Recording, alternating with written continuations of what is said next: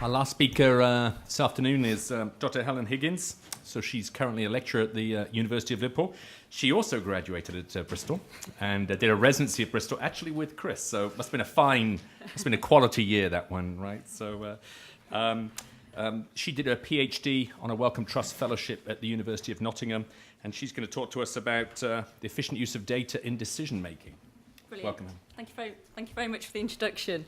So the aims of this experiment were to capture the beliefs of vets before and after I showed them some new evidence about a certain clinical issue, and then to make some sort of assessment as to how logically they interpreted that data and adjusted their beliefs accordingly.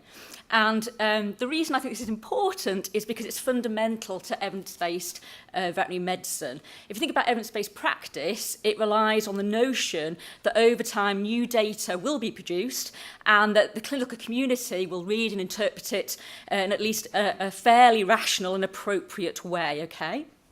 So if I'm going to make some sort of assessment as to how logical vets are, I need something to compare them to. So I need a gold standard. And so for this, I use Bayes' theorem. But I'm sort of assuming that the audience might not be completely au fait with Bayes' theorem, so I'm just going to keep it simple, okay? So just think of it like a black box, and we can put into the box what I personally believe now about whatever the clinical parameter is. We can put into the box the new evidence that we've just seen and we've just read. And then all Bayes' theorem will do is it will logically combine those two things together in an entirely rational way, and it will tell us what I should now logically believe, okay? The only slight snag with this is you can't put words into the box because it's actually an equation, so it won't cope. So we have to capture the opinions of vets in a format that Bayes' theorem will like, and we'll show you how you do this in just a tick. So I needed a question. I could have picked any question, okay? And so don't get too hung up on what the question was, because it could have been anything. But what I chose was a population of heifers that are going to calve in later than we would like. They're going to be in too good a body condition score. And in this population, the situation is 50% of them will suffer from dystocia, okay? Just take that as a given. My question is, if we give these heifers a ruminal bolus of monensin a month before they calve, what will happen to the dystocia levels? Okay? So you might like to think for yourself what you think the answer is, and I will tell you in a tick what my vets thought. So, my methods, I had 40 vets. This was face-to-face interviews in their practices. There was a training exercise first, which is important so they can understand what they need to do. And to capture their opinion in a way that Bayes' theorem would cope with, I gave them 20 5-pence coins. And I told them that each coin was worth a 5% chance. So they've got 100% to play with. And then they use those to show me what they think, okay? And they do that by sticking the coins onto a laminated piece of paper.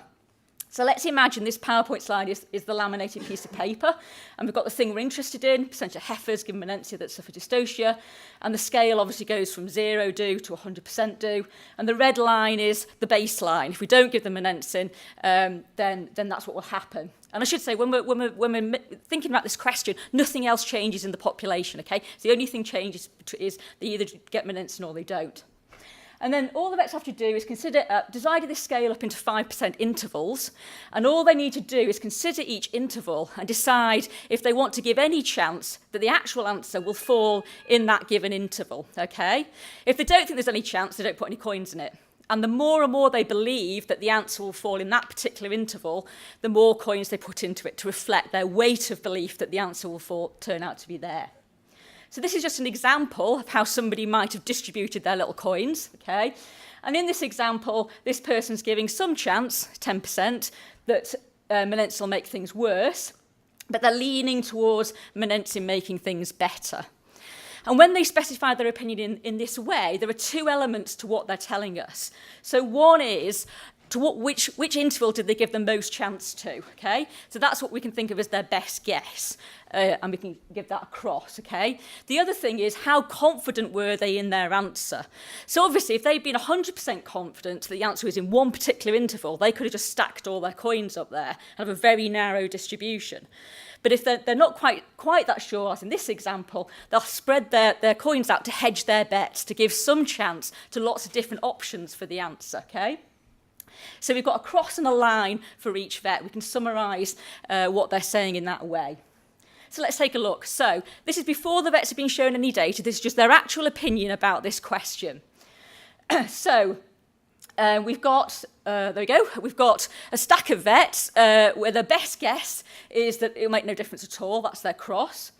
We've got some vets, a handful, 8 of them, thought, oh, it'll make things a bit worse. We've got rather more vets who thought it would make things better, and differences in the magnitude of how much better it would make it. What about confidence? So we've got some vets that were very confident in what they were saying, so narrow distributions, and some vets that had rather more uncertainty, so they're hedging their bets, okay?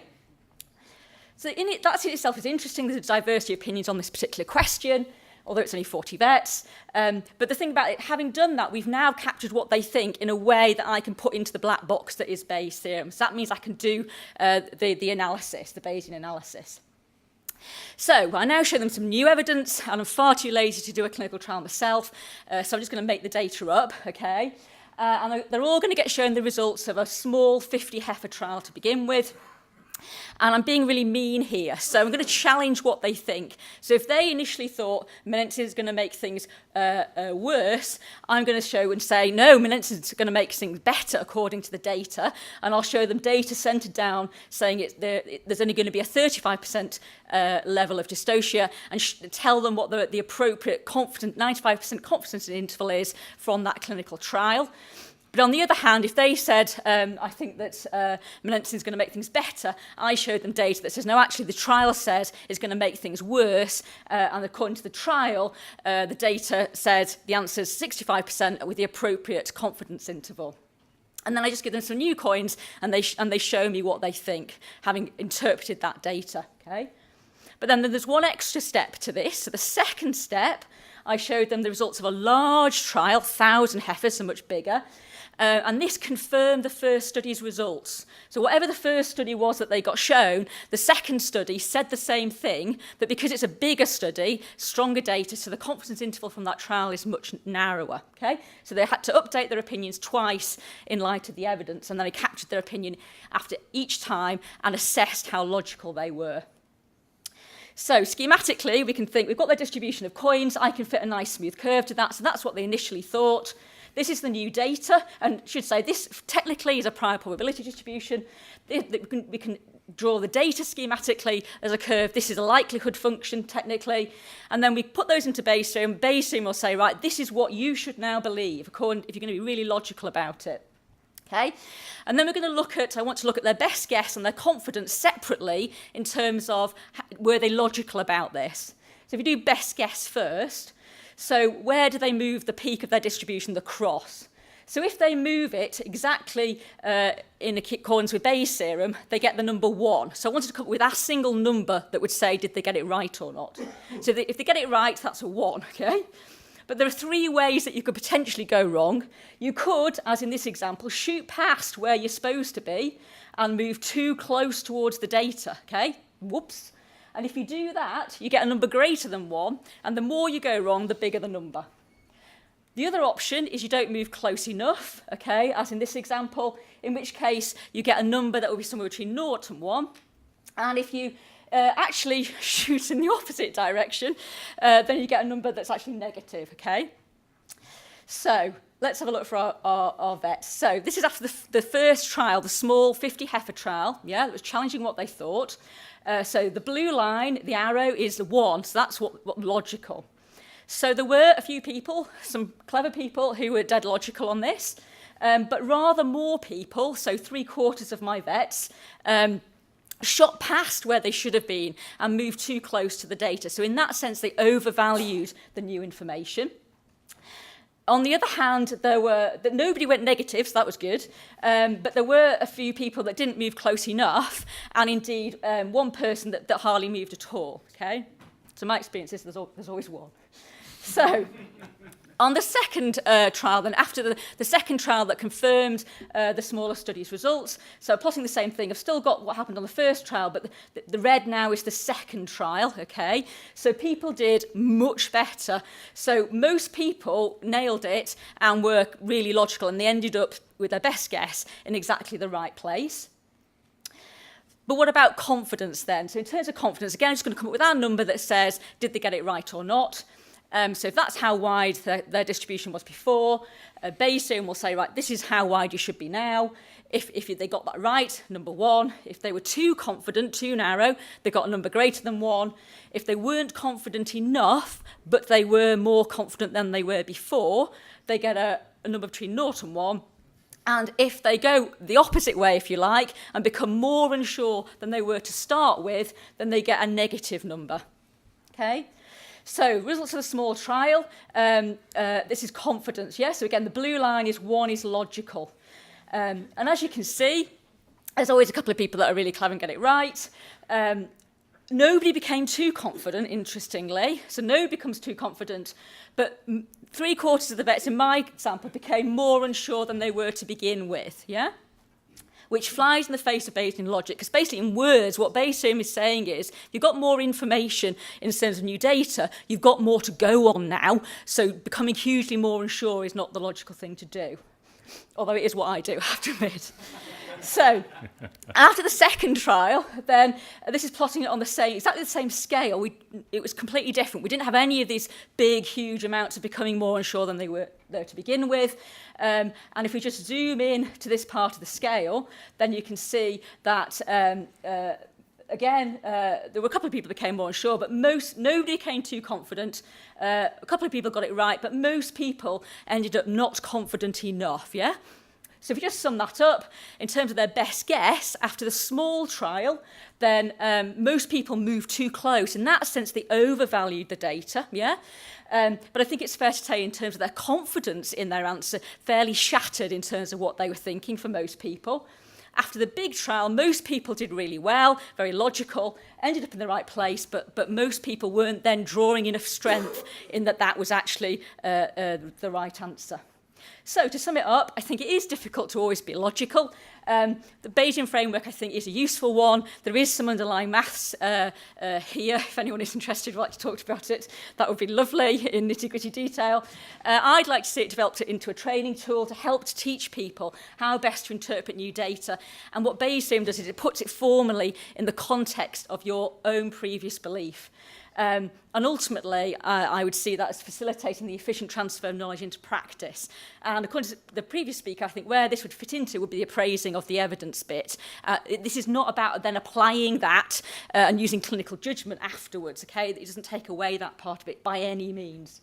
So in terms of acknowledgements, just like to say a huge thank you to all the vets who took part. They're absolutely fantastic. To Richard Cooper from Aerospace Veterinary Consultancy, Wendell from the University of Nottingham, colleagues from Liverpool, which is better than Bristol, by the way, Diane Karen, even though I went to Bristol University, I've come home now. And also this is actually the data and analysis was funded by the Wellcome Trust. Thank you to those for funding. Thank you. Thank you.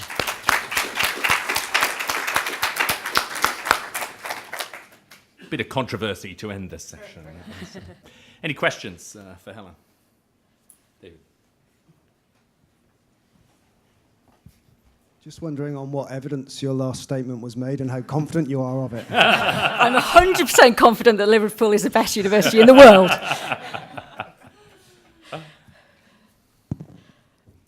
Sorry, right at the back. Thank you.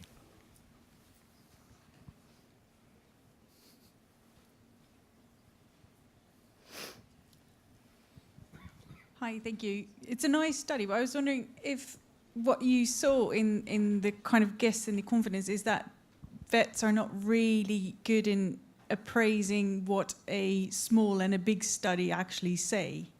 Because it looks like with the small study, people just interpreted it like it was a large study, which then, when you did a large study, became a logical conclusion. Yeah, I think, and I think what you're saying. I get the question. I think that's part of the need for the training. I think, is that. I mean, I think we need some further studies to exactly understand what's going through people's minds, actually. And what'd be nice to do, I'd like to do some qualitative data, and to show the vets how they interpreted it according to Bayesian, and ask them then to reflect upon it, because there's lots of potential reasons why they've done what they've done, which I've not yet got to the bottom of,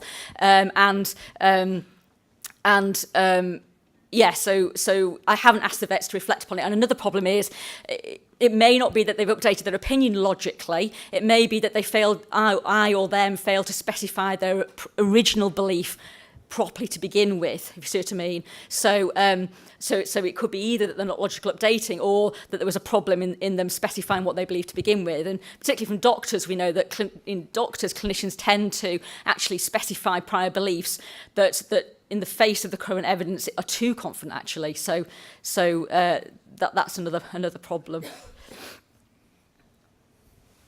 Last one.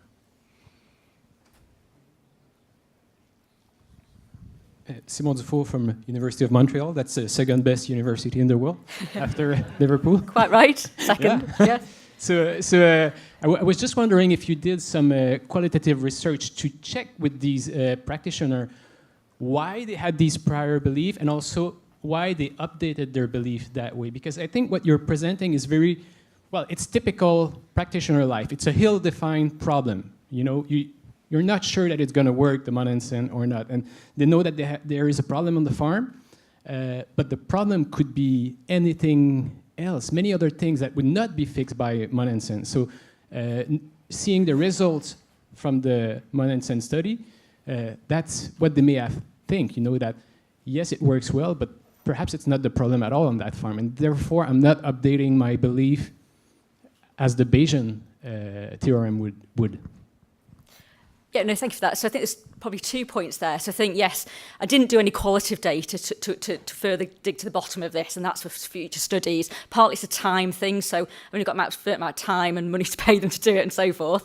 I think the second point is about that there's a need to separate the issue of updating your belief about what the science says about what is the answer to this particular specific question, which is, does monensin make things better or worse or no different? You update your belief about that and doing that in a logical way, which is devoid of anything else, and then choosing how you might then want to apply that and use your clinical judgment to apply that. Is that relevant to this situation, which isn't quite the same? Or, you know, this was in Holstein heifers, what about if it's in beef cows, and etc. So those two are separate things. So I suppose what I would argue, the Bayesian framework and being logical is about for a specific, you know, the evidence for a specific clinical question like a cure rate, and then there's a whole spectrum of clinical judgment needed to then apply that to slightly different contexts and situations and money and economics and all the rest of it, and practicalities come into it. So this is really just about interpreting the evidence and thinking to yourself, you know, what is the right answer to this question, and then applying it.